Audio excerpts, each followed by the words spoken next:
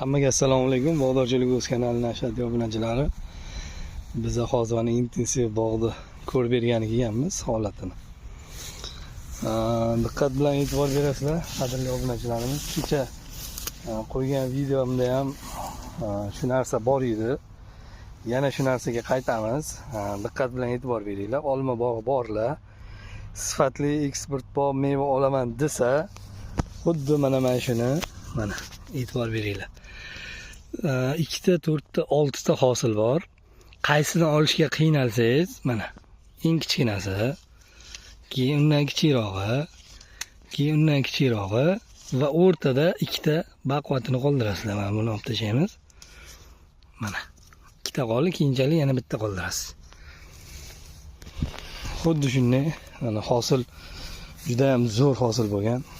E'tibor beringlar. Mana 4 ta turibdi.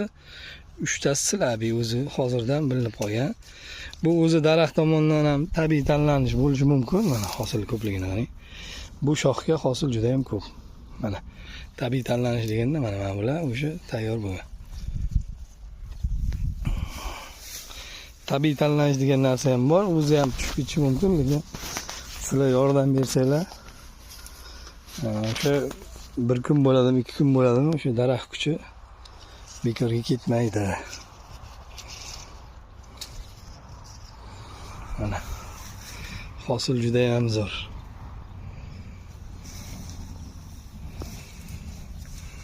Kimda intensiv bog' bo'ladigan bo'lsa, xuddi shu tadbirlarni albatta qilish kerak, e'tiborli bo'lib.